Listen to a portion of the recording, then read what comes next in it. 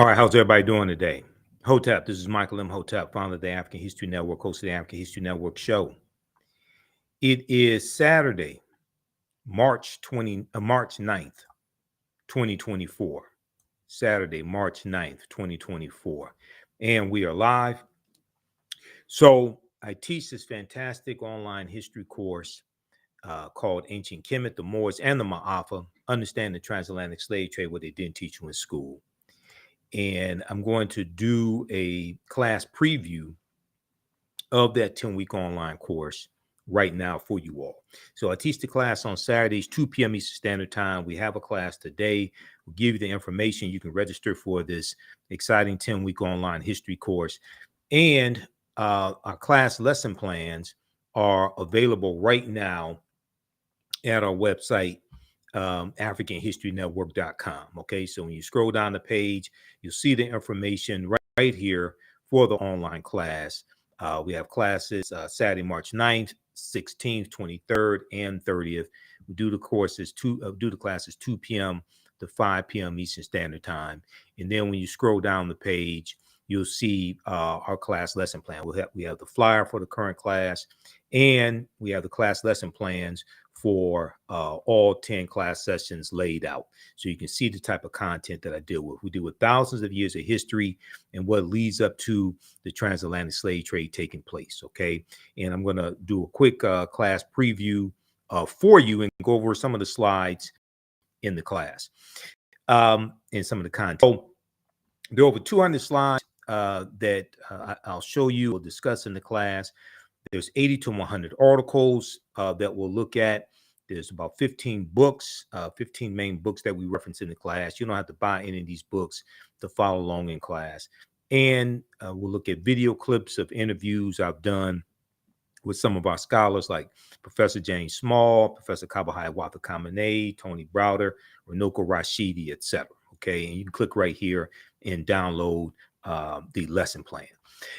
So we do the sessions live. All the sessions are archived and recorded, and you can go back and watch it anytime. So a year from now, 2 years from now, you can go back and watch the entire course. You don't lose access. So we see an unprecedented attack on African-American history and African history right now, whether it's coming from the state of Florida, and you see some of the stories that we've covered here on the African History Network show, as well as when I'm on Roland Martin Unfiltered, dealing with the attack on education, attack on African-American history being taught in schools. We see this article from CNN.com. College Board hits back at Florida's initial rejection of AP African-American Studies course and admits it made mistakes in rollout. We talk about the attack from Florida with the Advanced Placement African-American Studies class and the attacks coming from the Department of Education, Florida Department of Education.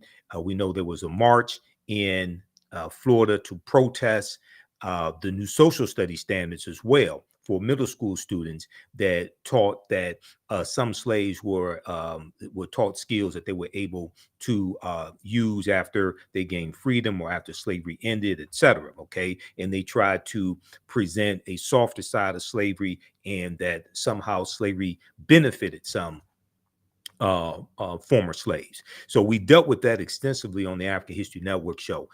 This article here from Axios.com talks about how new rules are limiting how teachers can teach Black History Month. And this deals with the backlash of anti-critical race theory laws. There was an article from USA Today that dealt with mock slave auctions, racist lessons, how U.S. history class often traumatizes, dehumanizes Black students.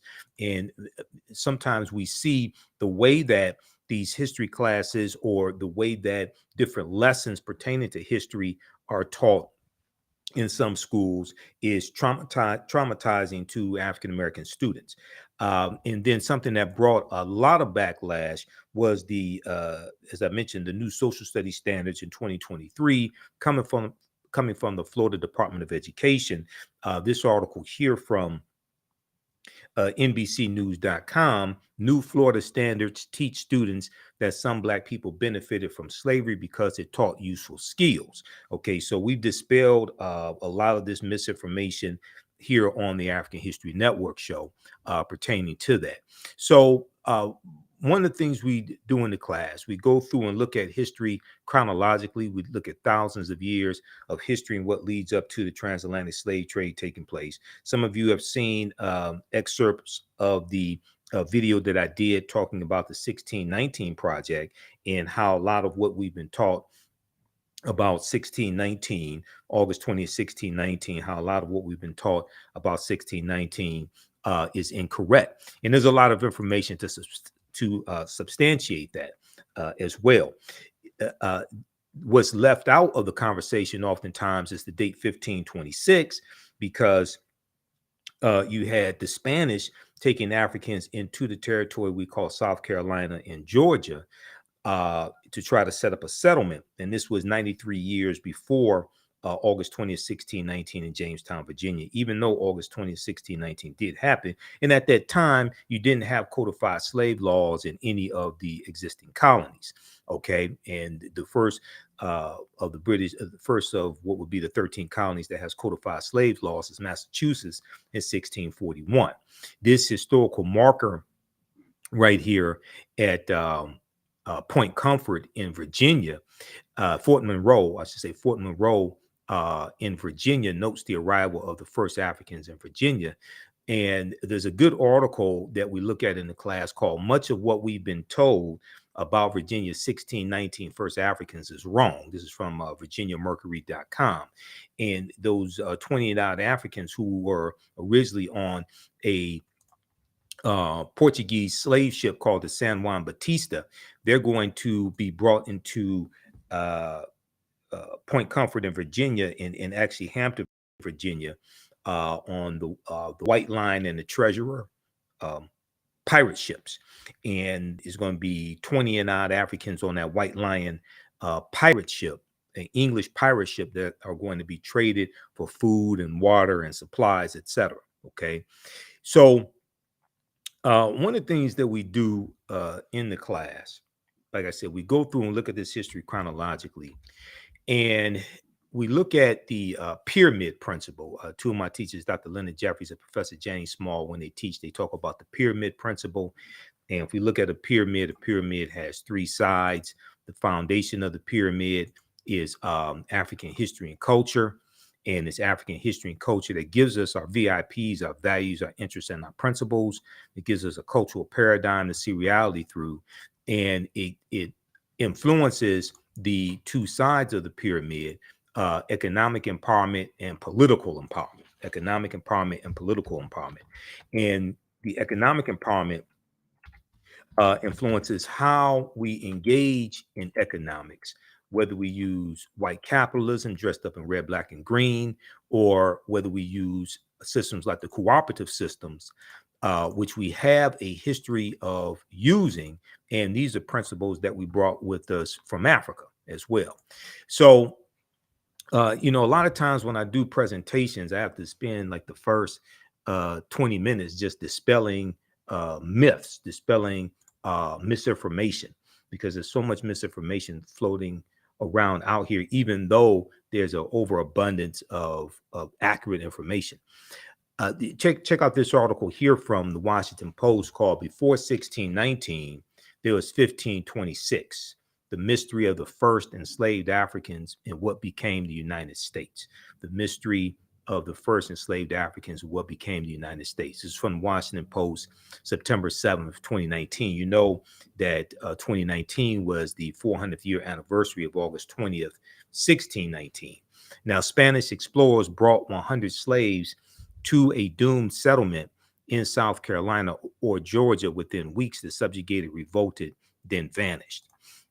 But we also have to understand that African people were the original people of North, Central, and South America.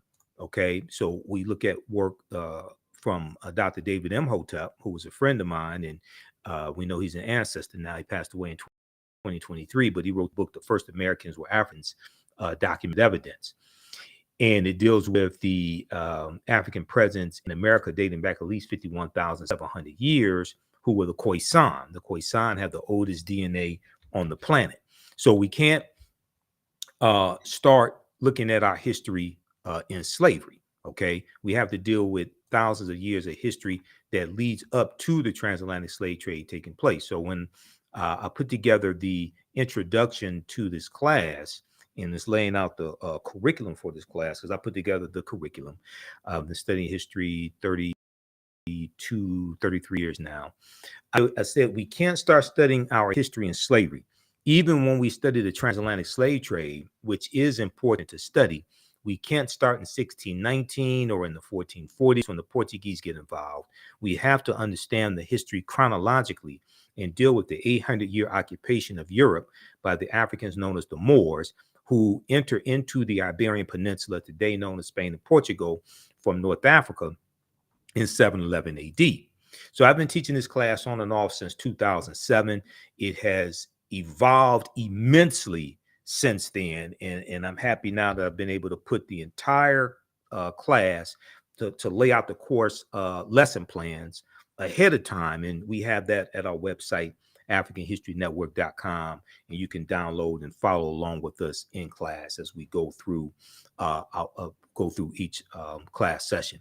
Now, this course not only deals with the transatlantic slave trade, but thousands of years of history that leads up to the transatlantic slave trade taking place. Now, this is extremely important to understand because your level of understanding of politics is directly related to your level of understanding of history.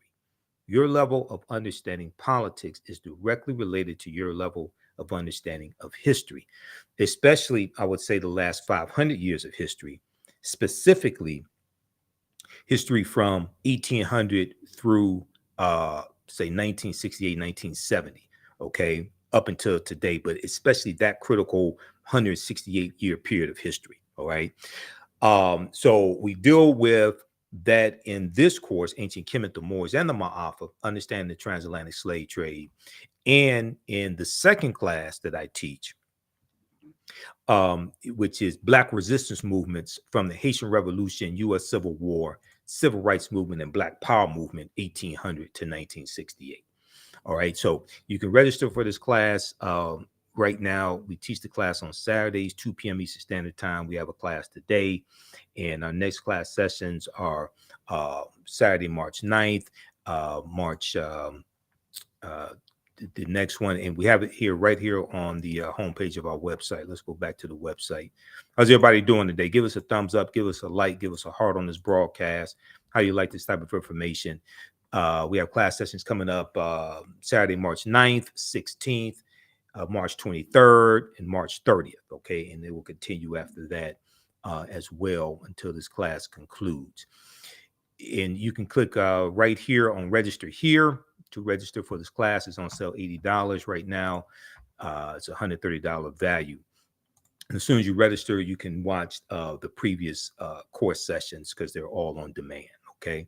All right, let's continue. Now, these are some of the slides, some of the actual slides from the class.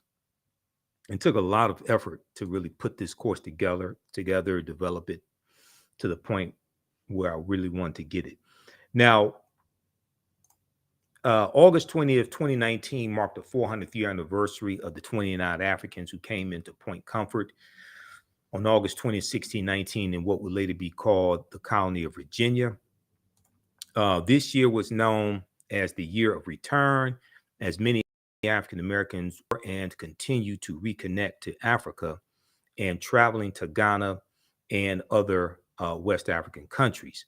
When we discuss the transatlantic slave trade, we have to first understand that African people are the original people of North, Central, and South America and have been in the land we call the United States of America at least 51,700 years. So when I say things like that, or when other, scholars say things like that, other historians, a lot of times people don't know what we're talking about or think we're saying the transatlantic slave trade didn't happen or what have you. No, that's not the case at all. Yes, the transatlantic slave trade happened, but you have to understand thousands of years of history leading up to the transatlantic slave trade taking place. Okay. And I realized this, years ago, even before I started teaching this class. I realized we have to deal with this chronology of history. So Dr. David Imhotep, who wrote the book, The First Americans Were Africans, Documented Evidence, on page 14 of his book, he lays out evidence found in Allendale County, South Carolina, by archaeologist Dr. Albert Goodyear in 2004. And Dr. Albert Goodyear and his team, they found 13 different types of evidence that thoroughly document an African presence in the land that we call the United States of America, dating back at least 51,700 years. Okay. They found artifacts, architecture, campsites, carvings, Egyptian writings, footprints in lava, genetic M174D haploid groups dealing with DNA and genetics. They found linguistics, paintings, skulls, skeletons, structures, and tools. Okay, they found 13 different types of evidence that thoroughly document an African presence here. Now, these Africans were the Khoisan. Okay, this is before Europeans come into existence. Well, let me rephrase that. This would be before any European civilizations, and this would be before Native Americans come into existence.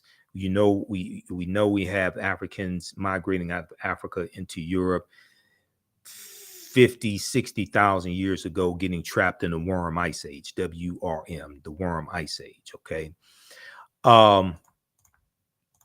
If we look here at this article from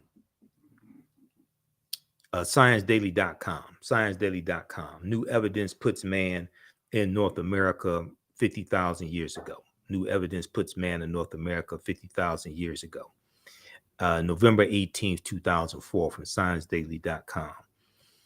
A radiocarbon test of carbonized plant remains where artifacts were unearthed last May along the Savannah River in Allendale County by University of South Carolina archaeologists Dr. Albert Goodyear indicate that the sediments containing these artifacts are at least 50,000 years old, meaning that humans inhabited North America long before the last ice age. So these humans that they're talking about were the Khoisan. Okay, so who were the Khoisan, right? These are the short-statured Africans, derisively or pejoratively or negatively, derogatorily called Bushmen or Pygmies, right?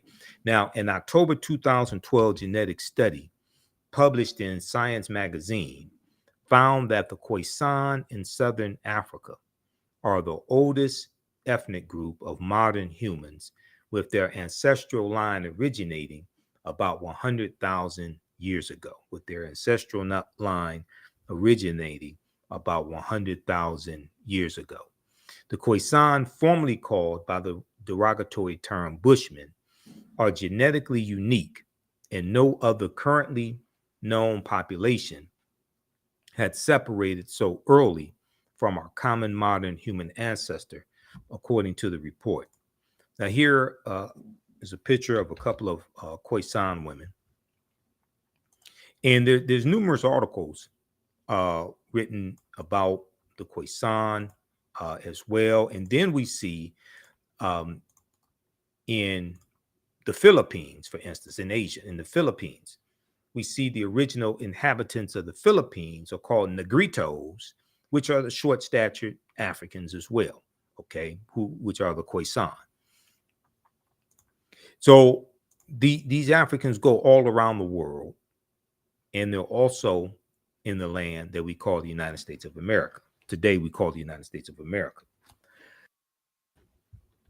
The Khoisan live in mainly Southern Africa in territories spanning Botswana, Namibia, Angola, Zambia, Zimbabwe, and South Africa. They are largely divided into two groups, hunters and gatherers, known as the Sans people, S-A-N-S, and keepers of the livestock, known as the Khoi people. Sara Baartman, also known as Hottentot Venus, was Khoisan.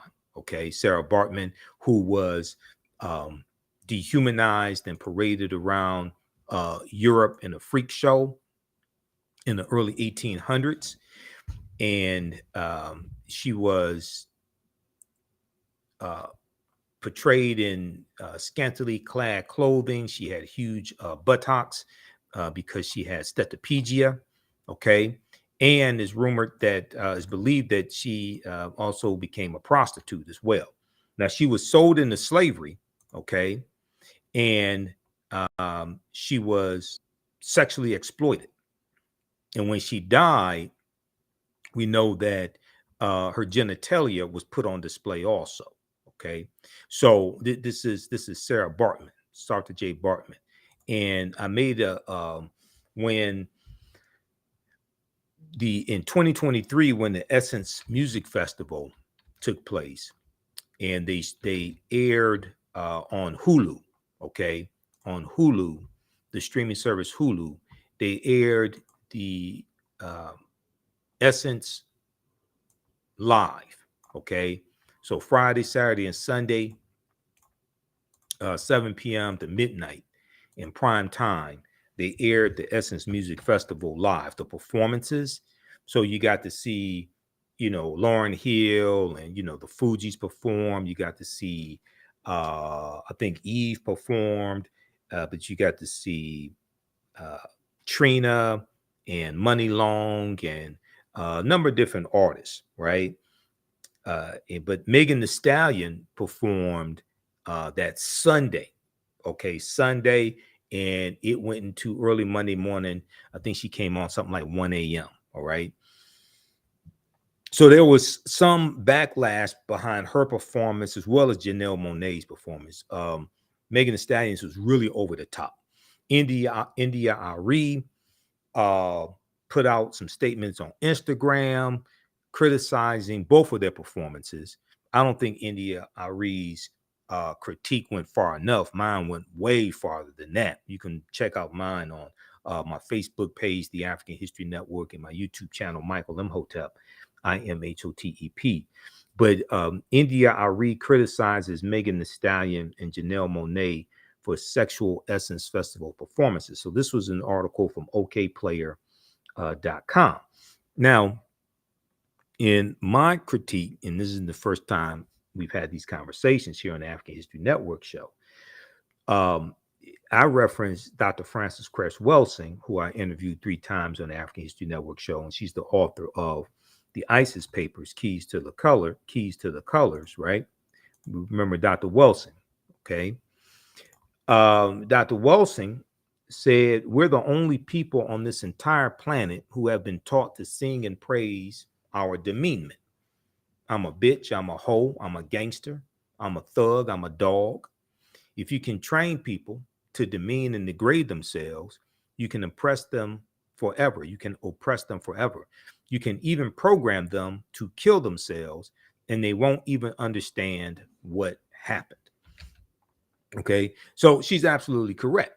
All right, and this is what happens when you have people who've been stripped of their history, culture, language, spiritual systems, folklore, mores, etc. There's a good article on Sara Baartman here. Let's look at something here. This is from bbc.com. And this is one of the articles we use in the class, because this is 80 to 100 articles that we look at, and I'm constantly adding more information. So this piece here from the BBC is called The Significance of Sara Baartman. And I actually did a entire video dealing with Sara Baartman. We did a broadcast dealing with this. The Significance of Sara Baartman. This is from January 7th, 2016. Okay.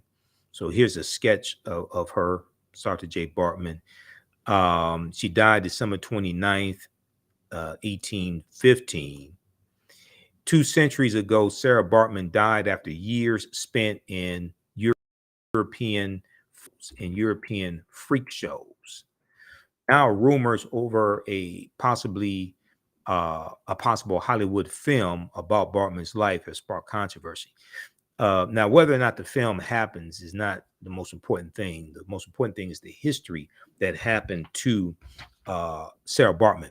Her brain, skeleton, and sexual organs remained on display in a Paris museum until 1974.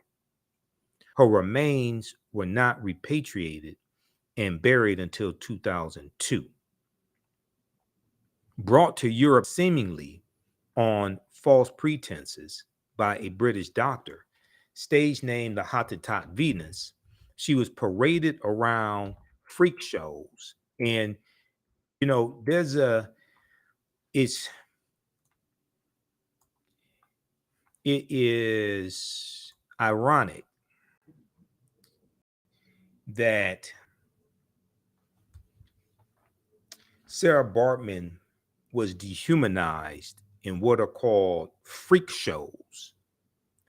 And oftentimes, the term freak is attributed to African American women, but in a negative way to justify sexually exploiting them. So I'm not saying, and even it can be a double-edged sword when the term freak is embraced by African American women in negative corporate controlled hip hop. Not saying there's something wrong with them enjoying sex, but when they are portrayed as being hypersexualized, right? And then usually negative, pejorative, dehumanizing terms are associated with them to justify mistreating them. And the term freak can be used in a negative way. All the African American women enjoying sex is really separate from the conversation of them being dehumanized and sexually exploited. Okay, so we have to understand two conversations that are really separate.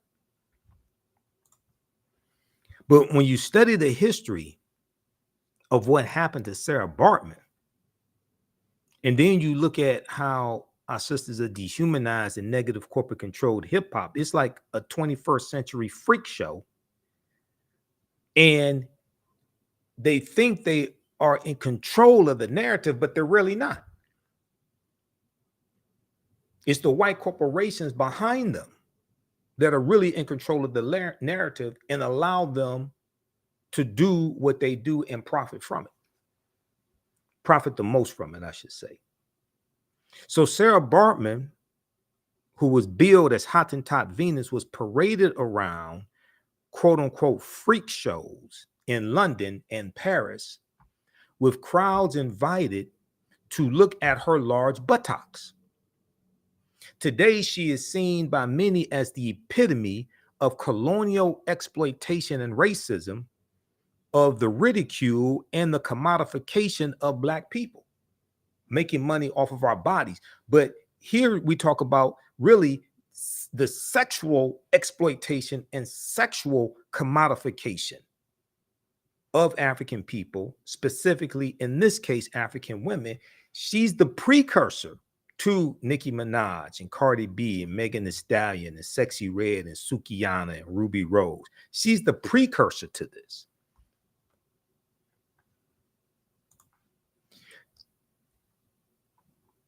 Okay, so if we continue, let's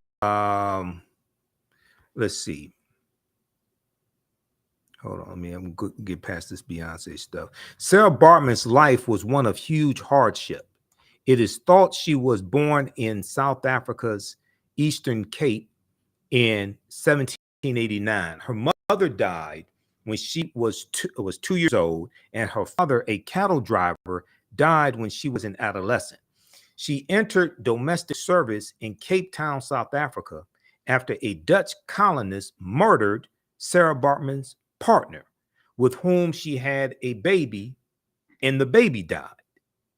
In October 1810, although illiterate, Sara Baartman allegedly signed a contract with English ship surgeon William Dunlop, Dunlop, and mixed race entrepreneur Hendrik Caesars, in whose household she worked, saying she would travel to England to take part in shows.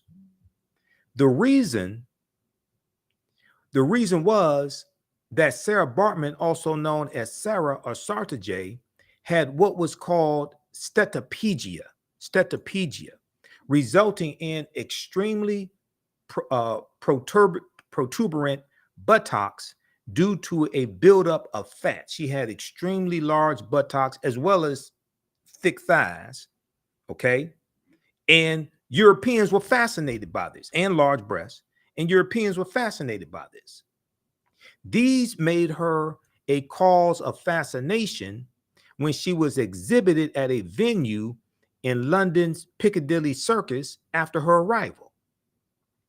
Quote, you have to remember that at the time, it was highly fashionable and desirable for women to have large bottoms, so lots of people envied what she had naturally without having to accentuate her figure, says Rachel Holmes, author of The Hottentot Venus, The Life and Death of Sartije Baartman. Okay. On stage, she wore skin-tight, flesh-colored clothing. Skin-tight, flesh-colored clothing, as well as beads and feathers, and smoked a pipe. Wealthy customers could pay for private demonstrations in their homes with their guests allowed to touch her. The rest of this, we talk about Sara Baartman in the class, okay, and then also somewhat in the second class that I teach, black, because the second class deals with history from 1800 to about 1970. The significance of Sara Baartman. Now, I think it was last week in class we talked about. It was last week or the week before we talked about Sara Baartman in class, and I dealt with something that we talked about on the African History Network show before. And I don't know how many people saw this or remember this, but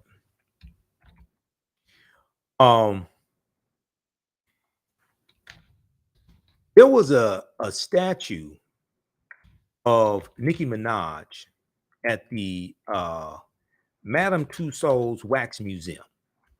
Okay, Madame Tussauds Wax Museum, and there were a few articles written about this, and one article was written when about the Wax Museum in I think it was in Europe, and then one the Wax Museum in Las Vegas, if I remember correctly, because there are a few different articles written a few years apart on this. The statue shows her bent over, and it is a scene taken from the Anaconda video. The Anaconda video from Nicki Minaj, viewed over 100 million times on YouTube. And I'm going to try to pull this up here because some of these articles they took down. Madame Tussauds, Las Vegas. Okay, this is some of the articles that were out. They took down, but I was able to still find some of these. Let's see here. But what happened was some patrons going to see the exhibit were sexually abusing the wax statue. Okay, some of them were sexually abusing the wax statue to the point where they were humping the statue. You had, and I saw pictures of this in different articles that came out at the time, right? They were humping the statue, throwing money at it like she's a stripper. Like, let's see, let's go to some of these pictures here quickly. Like this one right here.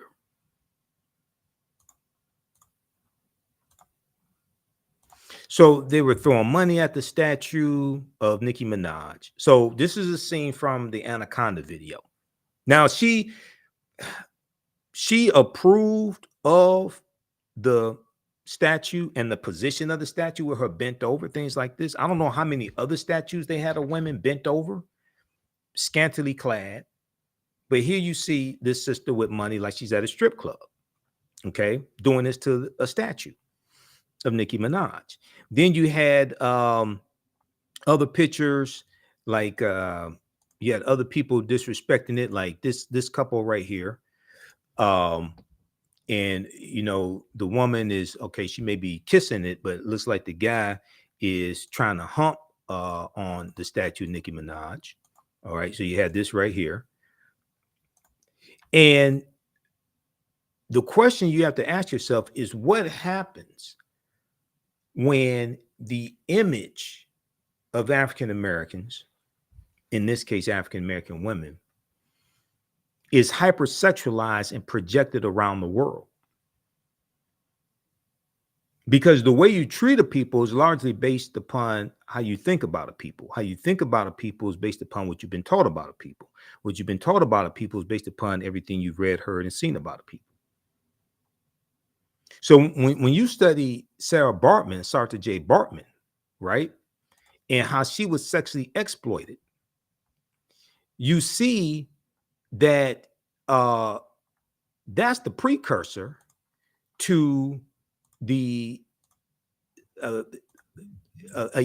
when we talk about a singular person, we see that's the precursor to a lot of what we see today dealing with sexual exploitation of African American women.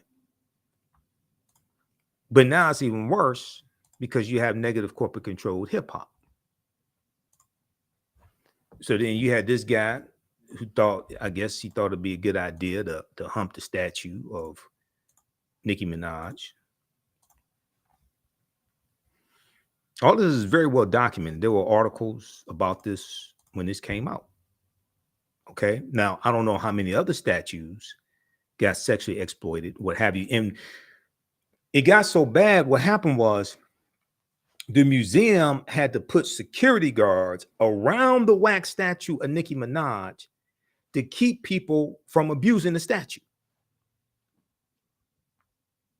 The museum had to put security guards around the wax statue of Nicki Minaj to keep people from abusing the statue. So you have to ask yourself this question.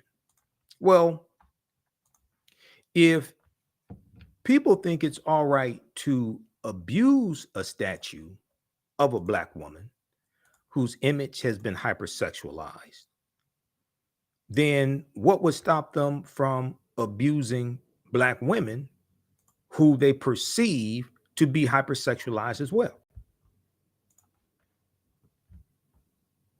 Now, this article here from USA Today, Nicki Minaj's Madame Tussauds wax figure has fans confused.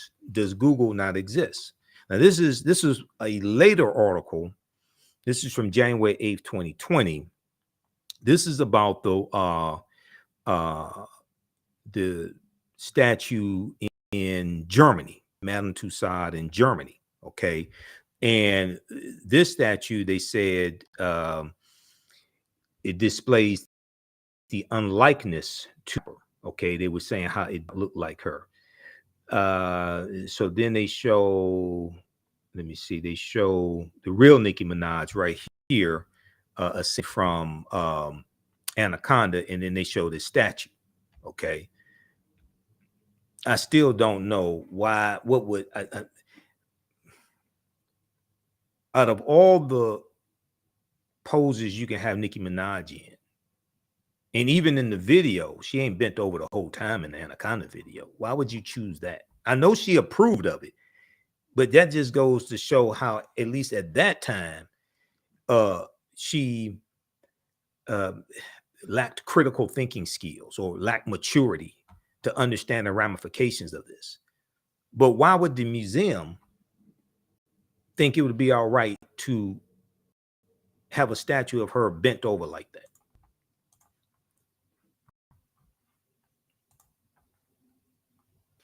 Okay, so we take you throughout history. How's everybody doing? Give us a thumbs up, give us a like, give us a heart on this broadcast. Okay. And those just joining us, I'm Michael Imhotep, founder of the African History Network, host of the African History Network show.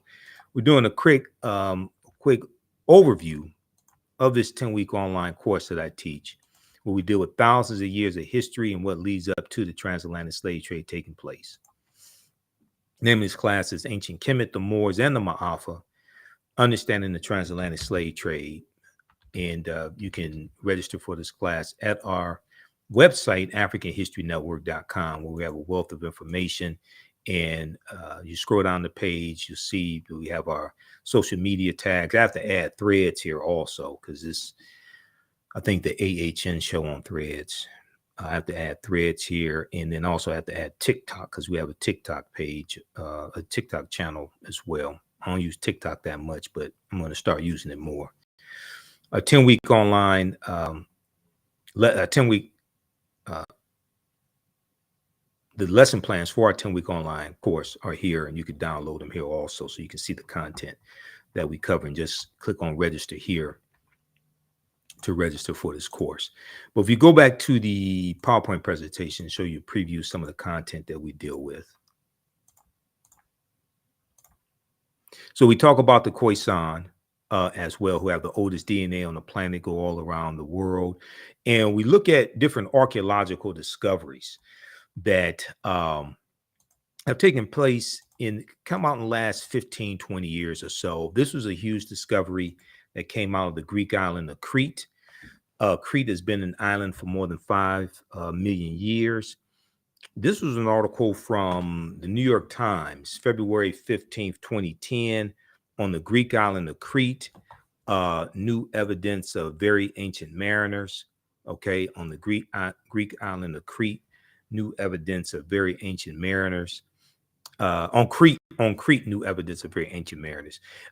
Stone tools found on the Greek island of Crete over the course of 2 summers, archaeologists say are at least 130,000 years old, which is considered strong evidence for the earliest known seafaring in the Mediterranean, and calls for rethinking the maritime capabilities of pre-human cultures. Okay. And they say that this is causing them to have to rethink everything. And it really seems that this pushes the history of Mediterranean voyaging back more than 100,000 years, specialists in Stone Age archaeology say. So we know at least 130,000 years of our history has been stolen. Okay. We look at the lost Egyptian city known as Tanis Heraklion, which was lost about 1,200 years ago. Is built around 8th century BC. It was swallowed up into the sea about 1,200 years ago. And in 2013, archaeologist Frank Gaudillo and his team released their findings, and they found 64 ships buried at the bottom of the sea off of Egypt's beneath the surface of Egypt's Bay of Abu Qir. They found 64 ships, 16-foot tall statues, 700 anchors, countless gold coins, and smaller artifacts. But they found statues like this, okay, and statues like this here. So before this discovery of the physical remains, Tanis Heraklion existed only on paper. Okay, Tanis Heraklion existed only on paper. We talk about understanding African culture. We talk about the co-ops, the cooperatives, which is based upon African principles, and it's these were cooperatives that were used by African Americans to fight for economic survival and gain some type of economic stability in various ways. Dr. Jessica Gordon Nimhard wrote the book Collective Courage, and she's one of the foremost authorities when it comes to the cooperatives. I interviewed her back in, I think it was 2014 on the African History Network show. Okay. And I read a lot of her book. I read articles where she's cited, where she's interviewed. This is her book right here. So this is one of the books we reference in the class. Collective Courage, A History of African American Cooperative Economic Thought and Practice, okay, by Dr. Jessica Gordon Nimhard. And it documents our deep, rich history of the cooperatives, okay, of cooperative economics and the co-ops. And the name of this article that I cited here is Stop Saying Black People Don't Support Each Other Economically. Now, this is from news1.com, June 30th, 2014. Dr. Jessica Gordon Nimhard said the Black cooperative movement has always been parallel to the Black liberation and civil rights movements. We've mostly heard about the political side of the movement, but you can't name a major Black political leader that did not point to cooperatives as a pathway to freedom.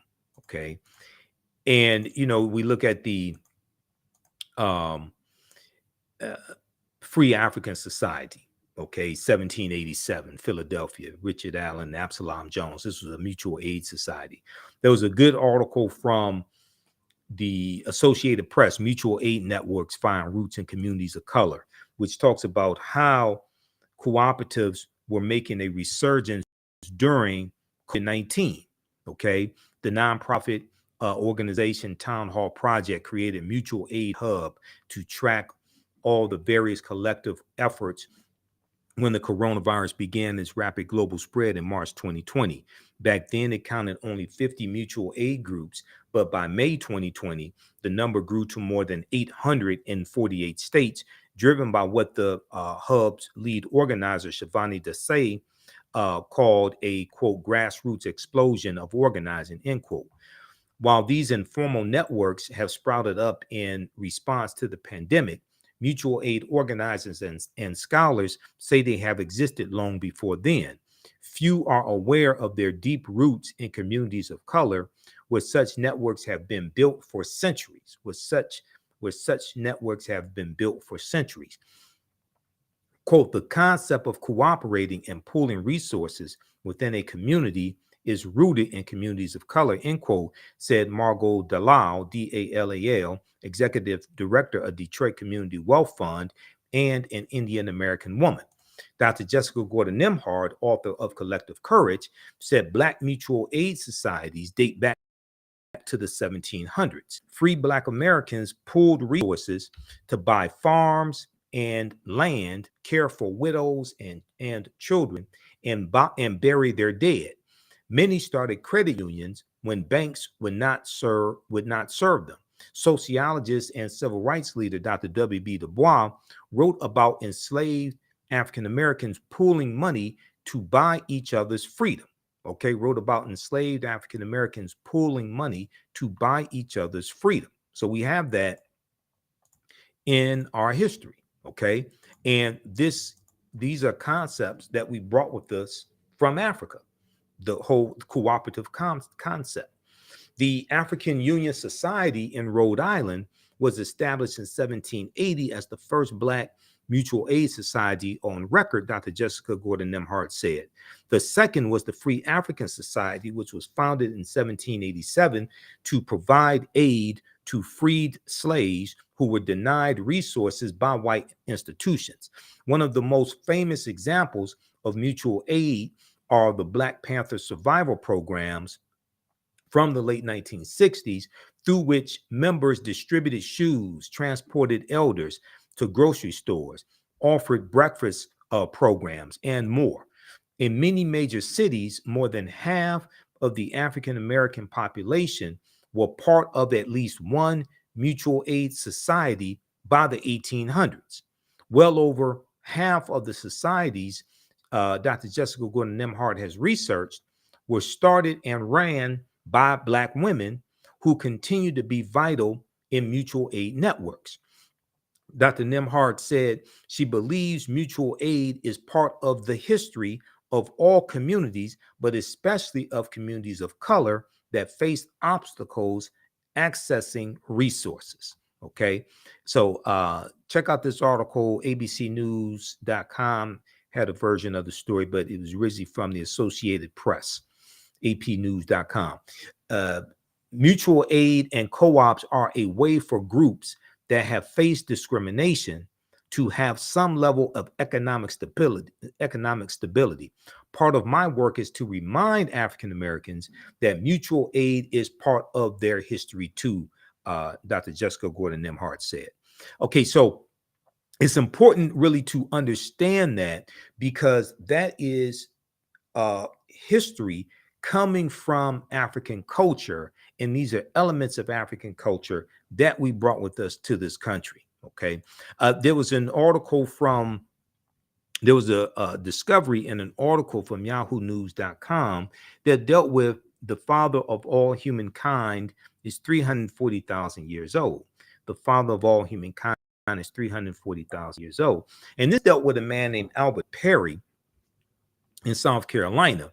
And when Albert Perry died, his family got his DNA analyzed, and they found that his Y chromosome, which is handed down from father to son to father to son, they found out his Y chromosome dates back to an ancestor 338,000 years ago. Okay. There was an article from New Scientist, March 13th, 2013, entitled "The Father of All Men is 340,000 Years Old." And it talks about this discovery. And Albert Perry shows that his Y chromosome dates back 330,000 years ago, even though the oldest known fossils of modern man date back 195,000 years ago. This is shocking because all previous DNA samples date back between 60,000 to 140,000 years ago. This is causing geneticists to have to rethink everything.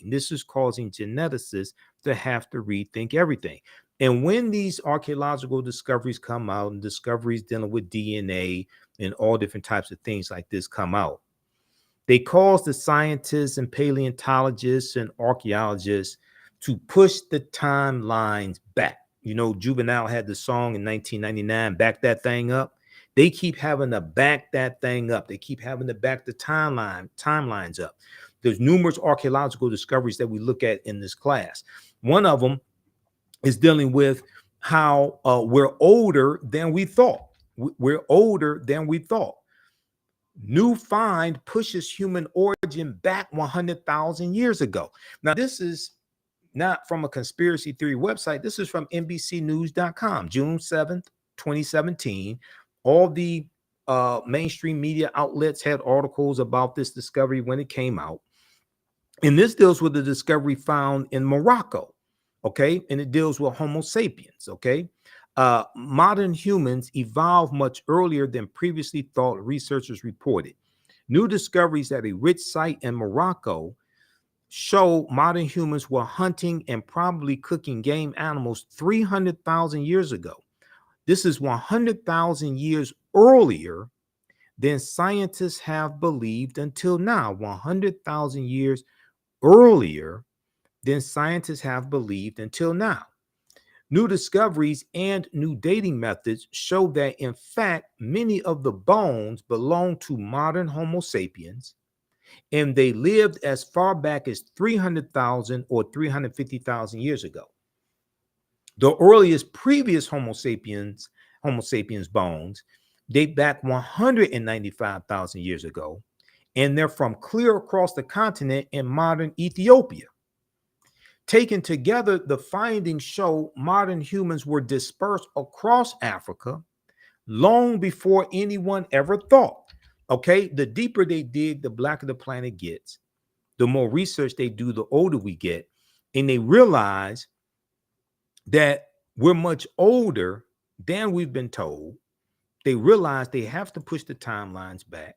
But also, African people were here in the land we call the United States of America long before Native Americans came into existence, long before Europeans traveled to North America, traveled to the Caribbean, Okay. And this is what Dr. David Imhotep lays out in his book, The First Americans Were Africans, Documented Evidence. When we look at the African presence in Asia, the earliest modern human, Homo sapiens sapiens, populations of Asia were also of African birth. Here we are speaking of the diminutive Africoids, the extremely important and much romanticized family of Black people, phenotypically characterized by unusually short statures, skin complexions that range from yellowish to dark brown, tightly curled hair, and in frequent cases, like many other African people or Black people, steatopedia, okay, like Sara Baartman had, they are probably more familiar to us by such pejorative terms as pygmies, negritos, and negrilos. Similar peoples who live today in Southern Africa have been titled Bushmen. More accurate names for these latter people are San, translated as original inhabitants. Okay, so we see Africans throughout Asia, and when we look at uh, the first inhabitants of the Philippines, right? These are the Negritos, the short-statured Africans. There's an article from face-to-faceafrica.com. And let's see if I can pull this up here.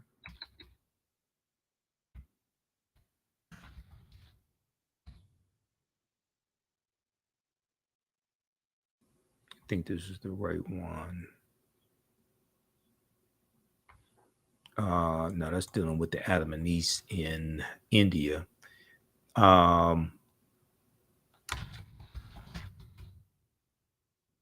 Name of that one dealing with the Philippines. Oh, yeah, these native Africans, I think this is it right here. These native Africans were the original inhabitants of the Philippines.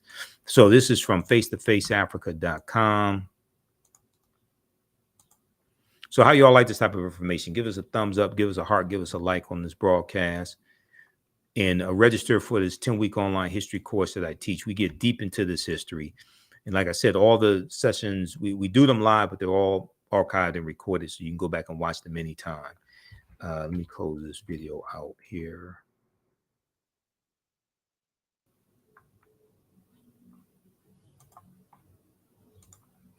Okay, these Native Africans were the original inhabitants. These Native Africans were the original inhabitants of the Philippines. Now, this is from October 26, 2018, this article, face-to-faceafrica.com. The Aeta, A-E-T-A, or Acta, A-G-T-A people are the indigenous black-skinned people who inhabit the remote and mountainous regions of Luzon, L-U-Z-O-N, Luzon, Philippines. The Aeta are under the bracket of Austronesians, groups in Southeast Asia and East Africa that speak languages belonging to the Austronesian language family. Austronesians also reside in South Africa, Suriname, Mauritius, and some portions of the Andaman, okay, the Andaman Islands, like the Sentinelese. The Eta are also considered to be Negritos, name given to them by Spanish conquerors. They have dark brown to extremely dark brown skin, kinky and curly hair, which ranges in dark brown to blonde, small noses, dark brown eyes, and possess short height. Okay, so read the rest of this article here, but they show you some of the Negritos. They show you some of the Eta. Okay, and these are descendants of African people. These native Africans were the original inhabitants of the Philippines.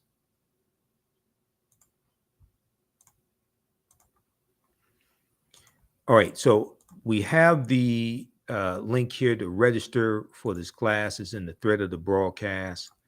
Who still needs to register for this 10-week online history course? Now, the content is PG-13. You can use this information with your children also. It's engaging. We show video clips. We have book references. I'll show you the book references on the screen also. It's not over, the class is not overly graphic. I don't do a lot of cursing or anything like that. Okay, so it's not that type of class. Okay, so we post information there. Now, here's an excerpt of an interview that I did with Tony Browder. And this deals with the purpose of the pyramids and why the pyramids were built. Okay, and we explore this in the class also. Let's look at this. And pyramid is a Greek word. Okay, contrary to popular belief, pyramid is a Greek word.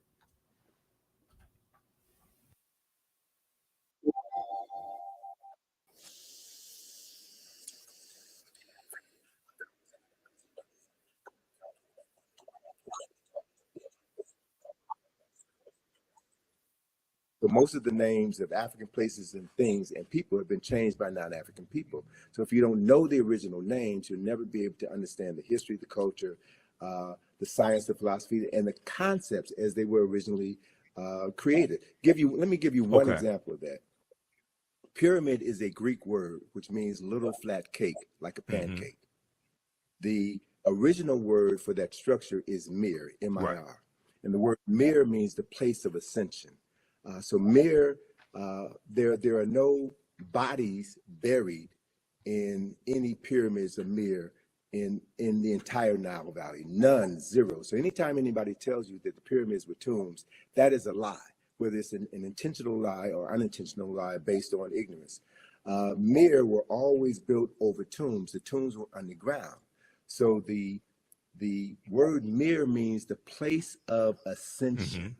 The place of ascension. And the purpose of a mir was to facilitate the ascension of the soul buried underneath it into heaven, where that soul would be reborn.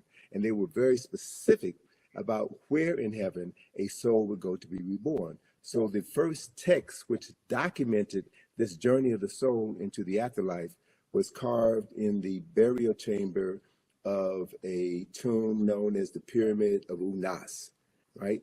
So it's in his burial chamber where you find the oldest written religious documents in the world were inscribed on the walls of this particular tomb. That talks about the soul, that talks about the process for the salvation of the soul, that talks about the judgment of the soul, and the place where souls go to be reborn. So the framework for Western religions can be found in the Nile Valley. So it's important to reclaim the names. It's important to understand chronology and history. So in that context, yes, Alexander of Macedonia conquered Kemet in 332 BC, and the word Egypt derived from the name Ha-Ka-Ptah, which is the temple of the spirit of Ptah in the city of Mennefer, which was later renamed Memphis by the Greeks. And so that word Ha-Ka-Ptah became Egyptus, which was Latinized and became Egypt. Yes. That's how that word devolved, not evolved, it devolved because it lost its essence through the evolution of the word. And so once Alexander conquered Kemet, and he became so enamored by the 3,000 years of historical knowledge that he had inherited by virtue of conquest. And so he no longer referred to himself as Alexander, son of Philip of Macedonia. He called himself Alexander, son of Ammon, son of Amen, the unseen presence of God Almighty, which is a upper Nile Valley concept, right? And so the Greek rulers then descended from Alexander's line. And Cleopatra is the last of these Greek rulers. So Cleopatra, for all intents and purposes, Cleopatra was not African. She was not Kemetic in the literal sense of the word. And so my thing is, don't get caught up in Cleopatra. There are other personalities of more historical and cultural significance who we should be focusing our attention on. So I would bypass Cleopatra discussion and focus on Queen T, who was one of the baddest queens in human history. She was one of the most powerful rulers on earth. She was the wife of Imhotep III, and their statue in the Egyptian Museum in Cairo is the largest statue in that building. And anyone who looks upon that statue could see the nationality or the race, if you will, of who these two African people were. And it's very clear that we understand the chronology. Queen T was the wife of Imhotep III. The son was Imhotep IV, who changed his name to Akhenaten. And Akhenaten's son was the person that we call King Tut. So if you understand the history, understand the chronology, you can focus your attention on subject matters that are more worthy of discussion than Cleopatra. Not to dismiss her summarily, but Cleopatra is about as significant as Meghan Markle. I'm just saying. Right. Context is everything. Right. Context is everything. Right. So look at, and there, thank you for that image of Queen T. Now, that's a very small image of Queen T. And what I would also suggest those of your listeners who live in New York, go to the Metropolitan Museum, the Met Museum, and you'll see an image of Queen T in the Met Museum. But that image of Queen T has half of her face destroyed. And there was an article that was written in the 1970s that was an attack against African-centered scholars. And Asa Hilliard brought this knowledge to our attention. The people from the New York Times had interviewed him as part of this same debate that folk are having right now about Cleopatra and African history. And Asa Hilliard showed this image of Queen T. And this image of Queen T, I love it so much because it reminds me so much of my dear friend, Dr. Francis Cress Wellington, with the afro, the stern look, and a woman who was clearly in control of herself and her destiny. So Asa referenced that face of Queen T in the Metropolitan Museum with half the face knocked off. So they had an opportunity, the New York Times had an opportunity to tell the truth, but they chose not to. Right. And so these are the games that we're playing with, and we have to, be very careful about who we get our information from. We should read everything, but read everything with a critical eye so that you can discern when someone is being deceptive. You can discern when you're being immersed into aspects of the truth so that you can ground yourself on the truth and not be led astray by arguments or false narratives that is designed to neutralize your strength, your power, and to waste time. Yes. We really don't have any time to waste. Yeah, absolutely. All right, so that is that's an excerpt of a fantastic interview I did with Tony Browder back in April 2023. And in this 10-week online course, I show you excerpts of different interviews. One of the things we do, we look at some excerpts of different interviews that I've done with some of the scholars, because I've been doing the African History Network show for 14 years. March 10th, 2024 will be our 14th year anniversary of me broadcasting the African History Network show. It's been 14 years. It started March 10th, 2010. Okay, so I have tons of interviews I've done, tons of videos. It's a lot of information I have. So we cover some of that in the class. Now, going back to the PowerPoint presentation quickly here, then we're going to get out of here. How do you all like this type of information? Okay, and you can post your comments here. We look at some different African civilizations. We look at Abyssinia and Nubia, or Ta-Nehisi, ancient Kemet. We look at, Ghana, Songhai, Mali. But we look at civilizations that Europeans try to claim as their own. And Nubia is one of them, okay, which existed from 4500 BCE, before the Common Era, to 500 Common Era AD. And Nubia is basically the mother of ancient Kemet, ancient Egypt.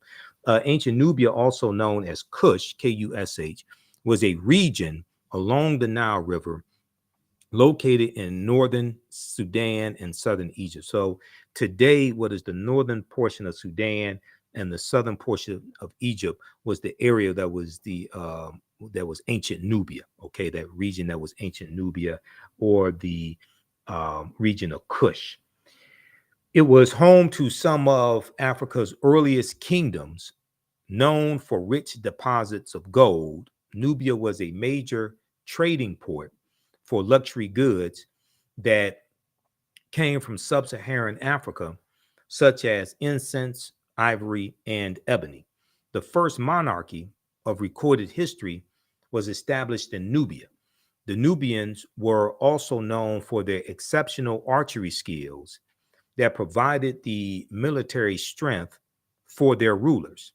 Kings of Nubia ultimately conquered and ruled Egypt for almost a century.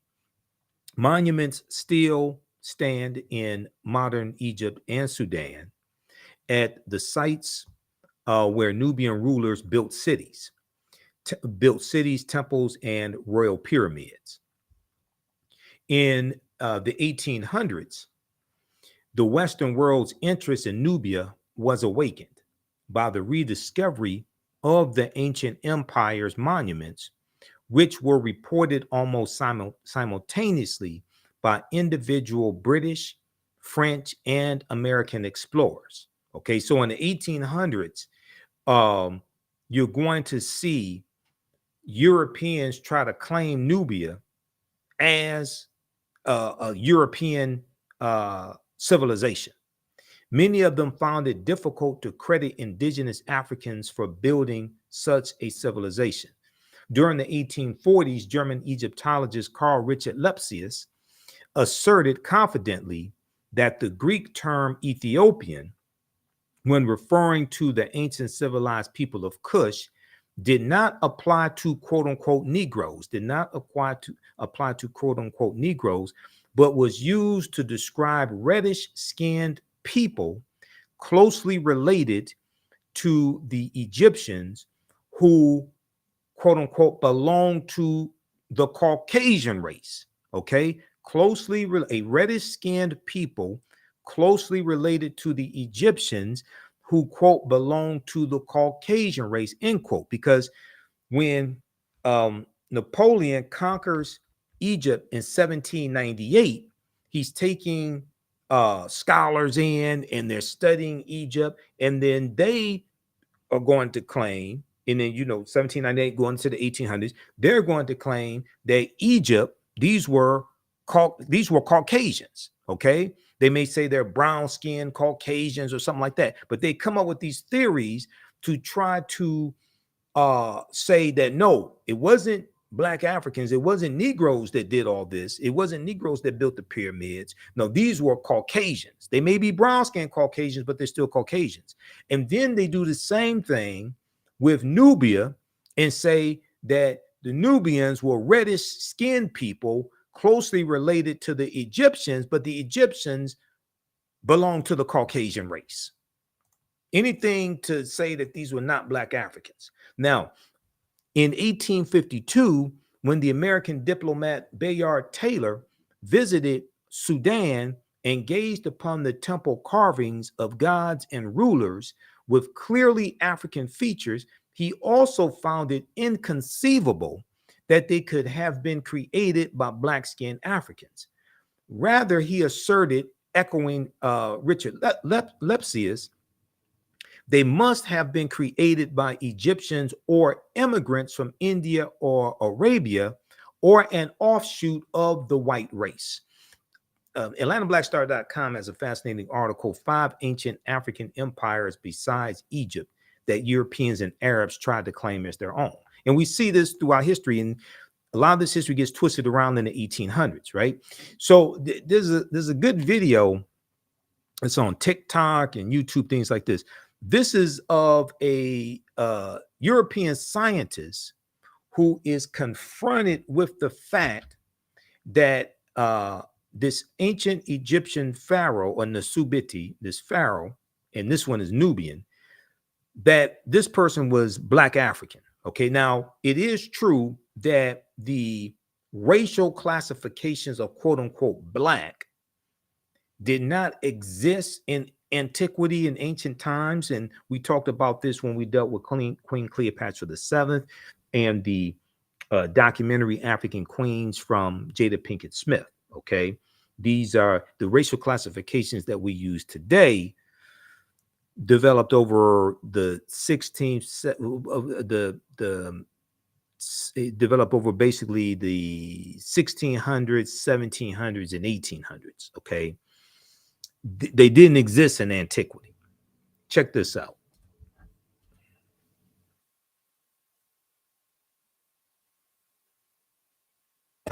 But the CT scan has one more surprise for Alejandro.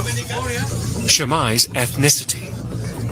Well, they have just told me that Shamai had Nubian features, which means that their ruling family was probably Nubian, and that was unexpected. Examining Shamai's anatomy closely, the thickness of his bone, the shape of his nasal cavity, the anthropologists think he was a black African, likely from neighboring Nubia. A huge revelation that challenges the prevailing image of the Egyptian ruling class. We always thought the ancient Egyptian elites were Mediterranean type, and in this sense, Shammai is representing the society of the frontier, in which different ethnic groups were mixed. At the end, it doesn't matter the color of your skin. Shammai was The archaeologist in the video is Alejandro Jimenez Serrano. He and his team found a tomb on the western bank of the Nile, opposite Aswan. And as you might have heard, the mummy was called Shammai. So who was Shammai? Not much is known about him, but the little that we know is that he was an ancient Egyptian official who... All right. So what happens is that the scientists, had a head-on collision with the truth, and it's things like this turn the archaeological world upside down. They cause the scientists to have to confront the truth that these were Black African people. These weren't brown-skinned Caucasians or anything like that, right? It causes them to have to confront the truth. We talk about the Olmecs in Mexico, and we cite some information from Dr. David Imhotep, the first Americans were Africans, who deals with the Mandinka Egyptian Olmec connection on page 82 of his book.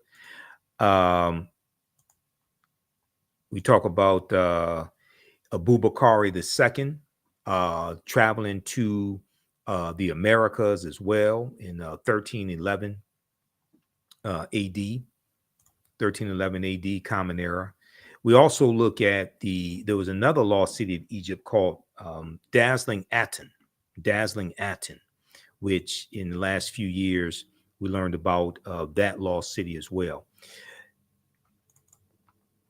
Pharaoh Unas, Nusubiti Unas of the fifth dynasty. He has in his pyramid, you have the what would be called the pyramid texts, and these are like the oldest spiritual writings in recorded history. They're in the pyramid of Unas, of the fifth dynasty. He lived 2375 to 2345 BCE.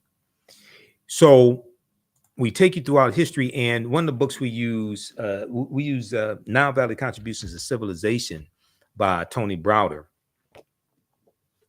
We use this book here, and you just saw an excerpt of an interview I've done with Browder, and I've interviewed Browder throughout the years. Fantastic book. Nile Valley Contributions to Civilization, but also Egypt on the Potomac, from Browder as well. And Egypt on the Potomac deals with how the layout of Washington, D.C. is based upon ancient African principles, And somebody commented here, awesome class. Thank you for helping us sort through the lies and reclaim our identity. All right, so if you like to, now this is just a preview of the class. The class I teach at our online school. This is just a preview of the class. So I'm going to come back to this here in just a minute, but register for this 10-week online history course. Go to our website, AfricanHistoryNetwork.com, AfricanHistoryNetwork.com. There's a 10-week online history course called Ancient Kemet, the Moors, and the Maafa Understanding the Transatlantic Slave Trade, what they didn't teach you in school.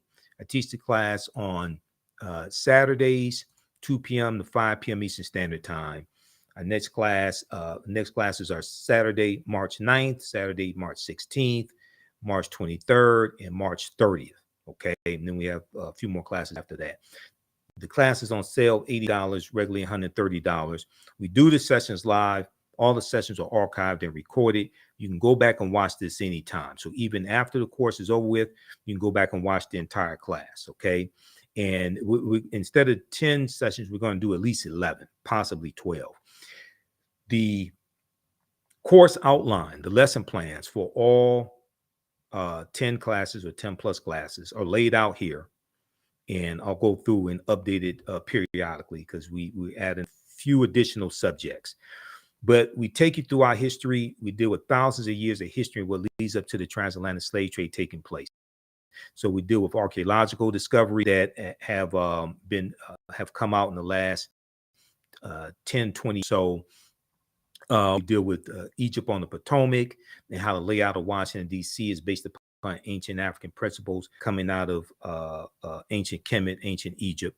Kemet, one of the original names for Egypt, meaning land of the blacks. We look at the African origins of Star Wars and the Assyrian drama. There's an excerpt of an interview that I did with Professor Kaba Hiawatha Kamene, where we look at this information. We look at the Hannibal Barca and the Punic Wars, okay? And especially the Battle of Cannae, 216 BC. We look at Hannibal crossing the Alps, crossing the Pyrenees, 219 BC, but the Battle of Cannae, 216 BC. The Battle of Zama, 202 BC, where Hannibal Barca is defeated by Publius Cornelius Scipio. And Publius Cornelius Scipio takes the surname Africanus after he defeats Hannibal Barca at the Battle of Zama in 202 BC. Africa is not named after a Roman general. The Roman general took the surname Africanus after he defeated Hannibal Barca. And we know that Africanus is Latin, meaning belonging to Africa. It's Latin meaning belonging to Africa. We look at the 800-year occupation of the Europes of the Africans known as the Moors, who take the teachings from the Nile Valley region of Africa into Europe. And this is going to bring Europe out of the Dark Ages. Okay, and we see the rise of Spanish conquest. We look at Christopher Columbus, and Columbus is essential to the expansion of the transatlantic slave trade and the exploitation of indigenous people and the exploitation of African people also. Okay, so we go through and look at this history chronologically. We also look at the fake Willie Lynch letter 1712. Willie Lynch never historically existed. I wish we would just throw the Willie Lynch letter in the garbage can where it belongs. It's ahistorical. There are words in the Willie Lynch letter that didn't even exist in the early 1700s. Okay, the sentence structure, the syntax is not what they is not coming from England. That's a 20th century sentence structure, and their words from the 20th century, from the industrial and the automotive industry, things like that, that are in that letter. That was written about 1970 by Dr. Kwabena Ashanti, who's come out and admitted he wrote the Willie Lynch letter, and is Professor Manu Ampim, who I'll be interviewing later this month, who exposed Dr. Kwabena Ashanti as the author of the Willie Lynch letter. It's a fraud. Dr. Kwabena Ashanti meant well, but I think it's done more harm than good. Okay, so you can register for that course at our website, AfricanHistoryNetwork.com. All right, let's continue here. And I posted the information here in the thread of the broadcast as well. You can also email us through the website if you have any questions. Right here where it says contact the African History Network, you can email us through the website right there. You can email us also, okay? And if you want to support us through PayPal or Cash App, let's see, we have a preview of the class here, and we have information for the African History Network show, Sundays, 9 p.m. to 11 p.m. Eastern Standard Time, broadcasts on my social media platforms. And we have our audio podcast on iHeartRadio, iTunes, Castbox, FM Player, TuneIn. It's about 9 different audio podcast platforms. Okay. And you can support us also through PayPal and Cash App right here. $ the AHN show through Cash App, $ the AHN app. Click on the link here. Takes you to our Cash App QR code. And I had to create this graphic because some people set up fake African History Network Cash App accounts. So these other ones out here are fake ones. Our tag is $ the AHN show, SHOW. And it may show my picture when you go to it also. But we have, click here on the link. We have the actual QR code. And this is our, you can support us through PayPal also, paypal.me/the AHN show. All right, let's go back to the slideshow very quickly here, and then we're going to have to get out of here. But the layout of Washington, D.C. is based upon the layout of ancient Kemet, ancient Egypt. And we know when we look at the Tekken is a ancient African symbol that deals with the resurrection of the African king Asar. We talk about Asar, Aset, and Heru, the first Holy Trinity, who the Greeks called Osiris, Isis, and Horus. And it deals with the mythology of Asar, cut up into 14 pieces by his brother Set. And it was his wife who found 13 of the pieces, put them back together.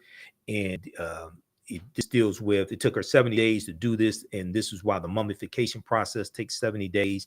But the last piece, the phallus, was eaten in one version of the story by the Nile catfish. So she erected a Tekken, which the Greeks call an obelisk, which deals with the resurrection of Asar. But you have Tekkenu plural, that have been taken from Kemet, from Egypt, to other places in the world, like London, England, Paris, France, and New York City. There's a good article from face-to-faceafrica.com called Cleopatra's Needle, how 3 ancient Egyptian obelisks ended up in New York City, London, and Paris. And an excerpt from the article says ancient Egyptians called obelisks Tekkenu, and they were also used to tell the time in the past. Their pinnacles were basically covered in gold to reflect the sunlight. Historians say that obelisks represented immortality and eternity, and their long structure helped connect the heavens and the earth. Currently, Cleopatra's Needle is the name given to 3 ancient Egyptian obelisks, one in New York City, one in London, England, and one in Paris, France. However, they do not all come from one Egyptian site, okay? The obelisks in New York and London are carved out of red granite from the quarries of Aswan, a major source of stone for Egyptian antiquities. The 2 obelisks were commissioned by Pharaoh Nesubiti Thutmose III for the Temple of the Sun in Heliopolis near modern-day Cairo, with each weighing about 224 tons and standing 68 feet tall. So we know that in the story, Heru is born of a virgin birth to the mother Aset, who's the wife of Asar or Osiris. And Aset means she of throne, or she is throne. Okay, and she was the first queen of Kemet or Egypt. There were approximately 1,200 Tekkenu built in Kemet in ancient times. Okay, and with the different Neteru, Neteru for plural or Neter for singular, who Europeans would refer to as deities or gods with a little g.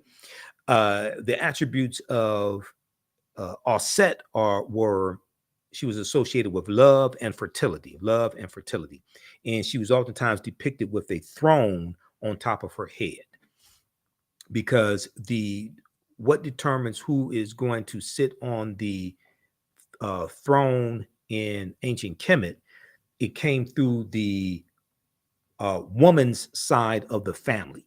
Okay, some people say matrilineal. Professor James Small says matrifocal, but it came through the woman's side of the family. Now, there were approximately 1,200 Tekkenu built in Kemet in ancient times, but only about a dozen are found in Egypt today.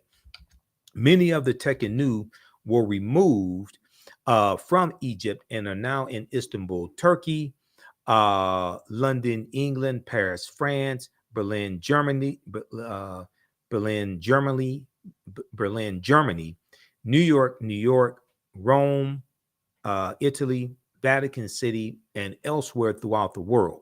The Tekenu are now called obelisks by their new owners, and few know their origin or that they symbolize the resurrection of the African king Asar. So, page 17 of Egypt on the Potomac by Tony Browder, he talks about this, and that's one of the books we use in the class as a reference. Okay, you can buy these books if you want to, but you don't have to buy the books to follow along in class. The word Mason is derived from the Latin words mass and sun.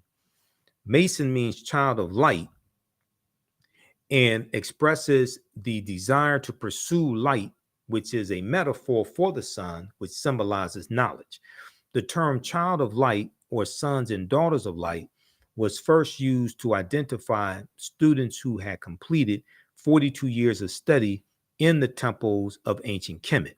Many Masonic temples were modeled after the temples of Kemet, places where light or knowledge was imparted in a series of steps or degrees. Okay, so the whole concept of going to an institution of higher learning and getting your credentials in a series of degrees, associate's degree, bachelor's degree, master's degree, PhD, etc. That comes out of ancient Kemet, the liberal arts, the 7 liberal arts that George G.M. James talks about in Stolen Legacy, the rhetoric and the logic and arithmetic, things like this, that comes from the ancient Kemetic educational system coming from the Nile Valley region of Africa. And this is going to influence the European educational system, which was for the ruling elite, or maybe the top 10%. And it also influences the European secret societies or societies with secrets. Masonic temples are considered houses of light or temples of learning. The term Mason, which means child of light, is a direct reference to the highest degree of the Kemetic education system. The 33 degrees of instruction within Masonry represent a fraction of the 360 degrees of instruction that comprise the Kemetic system of education. Yet with less than 10% of the wisdom of ancient Kemet, Freemasons have held positions of influence and power throughout the world for over 200 years. All right, so we take you through our history and we look at different African civilizations. We look at African mythology, etc., and how it influences us today in society today. Things like the judgment scene, okay, where your heart was weighed on the scales of Ma'at, and Ma'at was the personification of truth, justice, righteousness, balance, harmony, order, and reciprocity. She was a netter that had wings and had an ostrich feather in her head, and this is where the concept of angels come from. The female winged deity or netter Ma'at, who is the personification of truth, justice, righteousness, balance, harmony, order, and reciprocity. And the 42 laws of Ma'at were the precursor to the 10 commandments. Okay.